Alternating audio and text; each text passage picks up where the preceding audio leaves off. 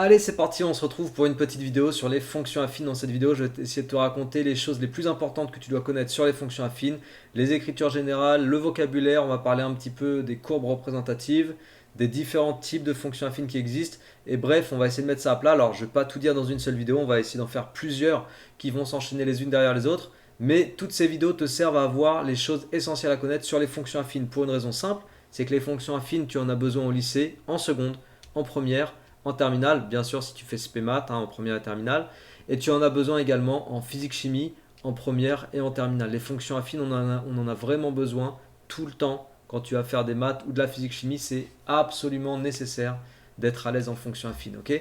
Alors on commence tout de suite, et pour commencer, on va donner l'écriture générale d'une fonction affine, écriture générale, et ensuite le vocabulaire, et après on va donner quelques exemples. Alors f de x égale ax plus b. Certains profs vont écrire f de x égale mx plus p.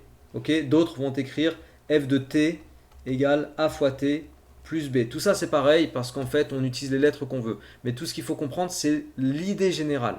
C'est ça qu'il faut retenir. X désigne la variable. X désigne la variable. On est avec une fonction, il y a une variable. Donc x désigne la variable, a et b désignent deux réels. Ici la variable elle s'appelle t. Donc tu peux très bien décider d'appeler ta variable t, et a et b représentent deux réels. M et p représentent deux réels. On va donner les noms de ces coefficients, c'est des coefficients en fait. Le coefficient devant x, donc le coefficient c'est un facteur là, parce que ax c'est comme a fois x. Le coefficient devant x on l'appelle coefficient directeur. On verra après ce que ça veut dire au niveau de la courbe représentative. Regarde la vidéo un peu plus loin, tu verras. Donc coefficient directeur.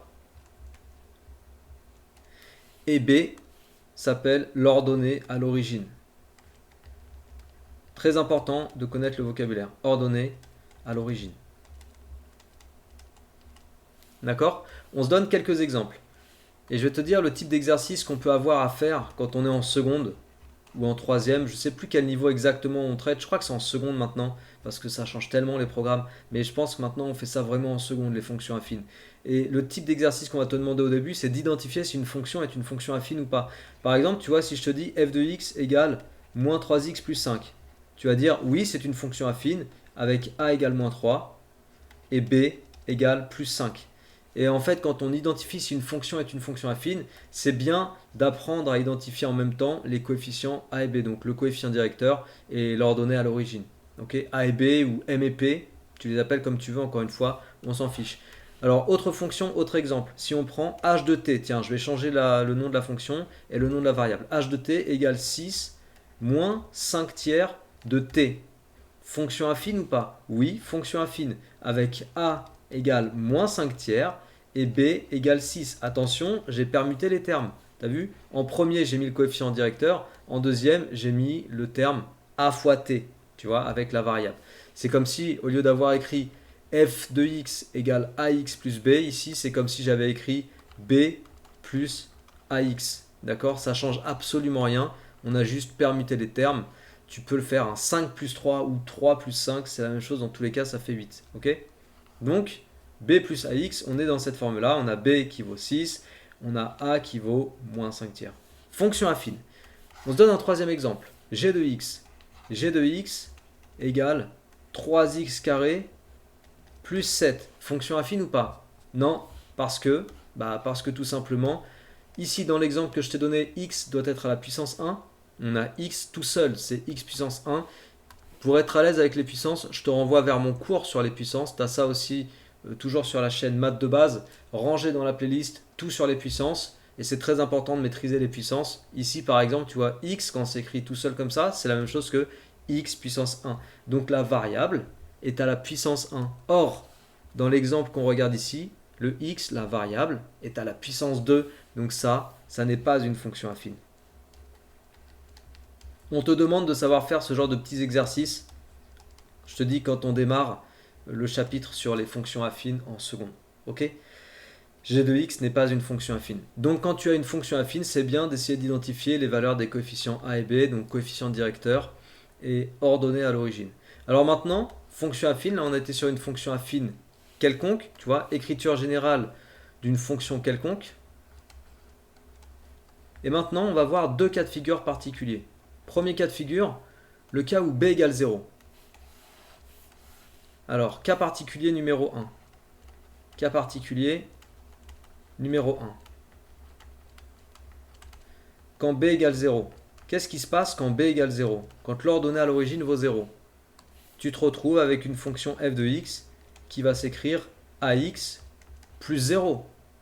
b égale 0. C'est-à-dire ax. f de x égale ax.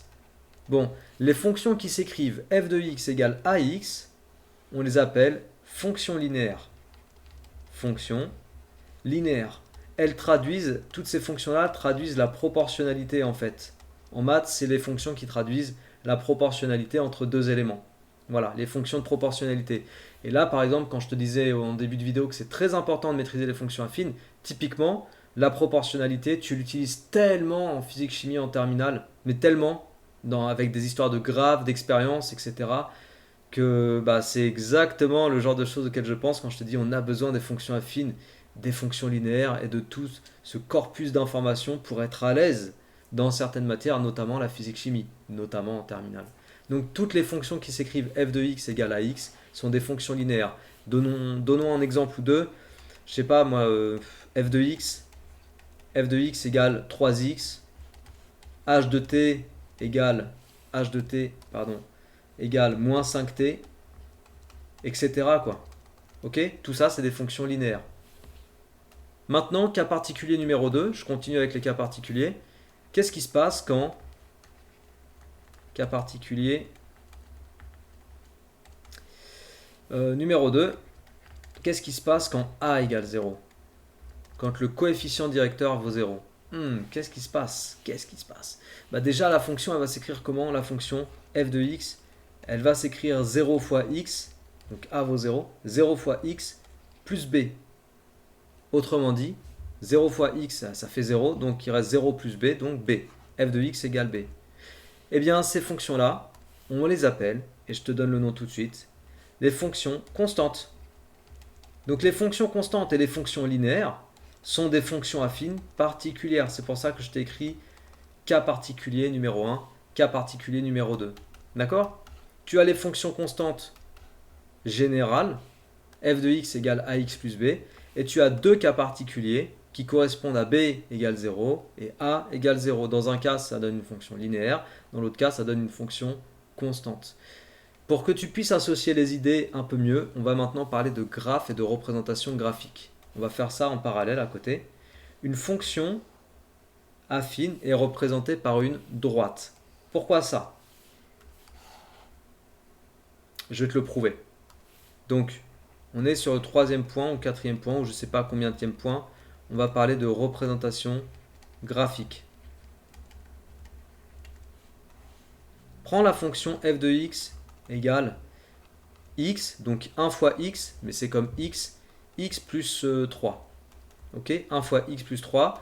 Donc le coefficient directeur vaut 1, l'ordonnée à l'origine vaut 3. Je l'écris tout simplement x plus 3, d'accord? Mais x, c'est comme 1 fois x, ok? Donc on a x plus 3, et on va vouloir représenter cette fonction dans un graphique. Alors je vais enlever celle que j'ai mis là, hop, je l'enlève, et je vais faire ce qu'on appelle un petit tableau de valeurs. Voilà, rapide, j'ai pas besoin de beaucoup de points. Tu vas visualiser par toi-même qu'une fonction affine est représentée par une droite. Si x vaut 0, que vaut l'image de x? Donc que vaut f de 0? Je fais 0 plus 3, je remplace x par 0, 0 plus 3 ça fait 3. Si x vaut 1, que vaut l'image de 1? F de 1. Je fais 1 plus 3, je remplace le x ici par 1. Donc 1 plus 3, tu trouves 4. Et puis s'il vaut moins 1, on peut travailler aussi avec des nombres négatifs, on peut même travailler avec des nombres virgules, mais bon, là je prends que des entiers. Si x vaut moins 1, tu as moins 1 plus 3, moins 1 plus 3, 3 moins 1, ça fait 2. On est dans un repère ici, on va placer quelques graduations. Voilà, un tiré, ça compte pour une unité. Ok, donc pour x égale 0, l'image vaut 3, ça me plaçait un point dans le repère qui est situé ici. Donc je me mets à 0 en abscisse, et après je monte jusqu'à 3 en ordonnée, tu vois, 0, 3. Donc 0 en abscisse, l'axe horizontal c'est l'axe des abscisses. Et après, l'axe vertical, c'est l'axe des ordonnées. Et je monte jusqu'à 3 en ordonnées. Donc ça me fait tomber sur ce point-là. Ok. Ensuite, j'ai pour x égale 1, je monte jusqu'à 4. Donc je vais à 1 et après je monte 1, 2, 3, 4 à peu près là. Là, tu as 4. Voilà, j'ai un deuxième point ici qui va appartenir à la courbe représentative de f. Et puis maintenant, quand x vaut moins 1, f de moins 1 vaut 2. Donc, quand je suis en moins 1 c'est là, hein, en abscisse, moins 1, je monte 1, 2. Donc, 1, 2, hop, ça me fait tomber là. Vois-tu, si tu relis tous tes points là, ils sont tous alignés. Bon, moi, c'est avec la précision de mon tracé, mais voilà, j'ai pas de carreau, j'ai rien. J'ai essayé de faire ça le plus propre possible. Mais en fait, tous tes points sont alignés. Les points qui représentent la courbe de f sont alignés sur une même droite. La courbe représentative d'une fonction affine est une droite. Voilà. Les droites représentent des fonctions affines. Les droites qui ne sont pas verticales. Les droites verticales, c'est encore autre chose. La courbe représentative d'une fonction affine est une droite. Est une droite. Et on va voir nos deux cas particuliers. Tu te souviens, fonction linéaire et fonction constante. On va les voir tout de suite maintenant. On va les rajouter sur le graphique. Fonction linéaire représentée par une droite passant par l'origine. Elles sont représentées par une droite passant par l'origine. C'est leur particularité. Et donc quand tu vois une droite qui passe par l'origine c'est le point 0, 0. L'origine, c'est ça l'origine. Quand tu vois une droite qui passe par l'origine, tu es avec une fonction linéaire. Passant par l'origine. Donc là, par exemple, je vais te donner une fonction linéaire. Ça, c'est une fonction linéaire. Ça, c'est une fonction linéaire. Ok? Après, tu peux en faire plein de différents types. Voilà une autre fonction linéaire. Donc toutes celles qui sont en vert sont des fonctions linéaires. Et puis, la courbe représentative des fonctions constantes, c'est des droites horizontales. Donc droite horizontale, je ne vais pas te dire ce que c'est, enfin te le détailler plus que ça, tu as compris, hein, horizontale, c'est ce que c'est.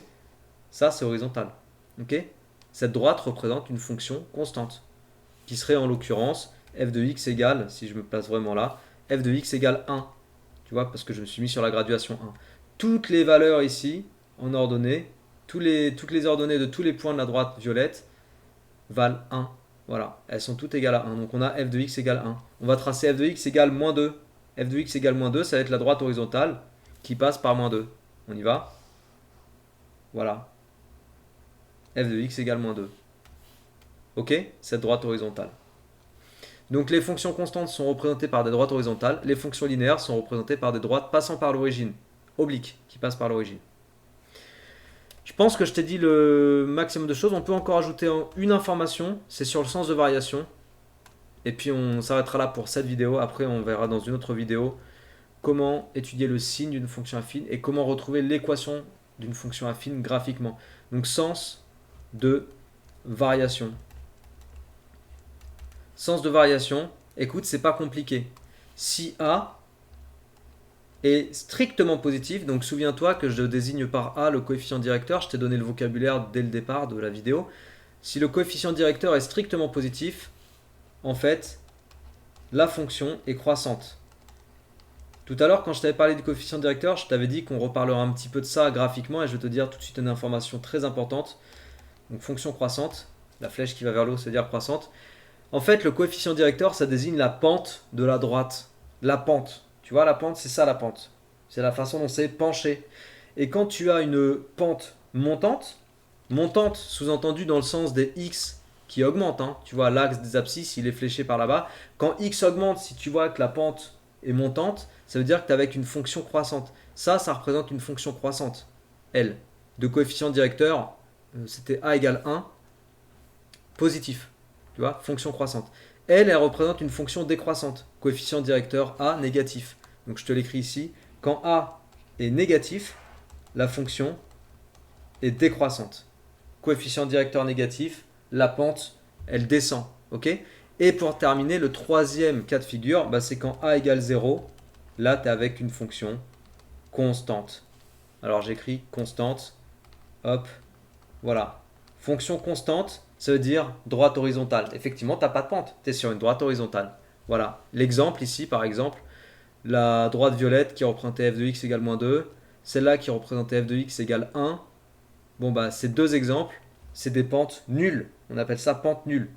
Typiquement, là, on parle des tangentes horizontales quand on est dans un cours de spémat première ou spémat terminale. On exploite l'information du coefficient directeur nul dans le contexte des tangentes horizontales. Et on a vraiment besoin de faire le lien, quoi. Fonction constante, droite horizontale, coefficient directeur égale 0. Ok. Tout ça, c'est les choses importantes à savoir sur les fonctions affines. Donc, dans une prochaine vidéo, on va parler du signe des fonctions affines et également, on va parler de retrouver graphiquement l'équation d'une fonction affine. J'espère que cette vidéo t'a plu. Si c'est le cas, partage, diffuse. N'oublie pas d'aller voir les autres vidéos de la même playlist pour avoir un vrai visuel des notions sur les fonctions affines et sur les autres thèmes aussi. Et d'ici là, je te dis à très bientôt. Ciao!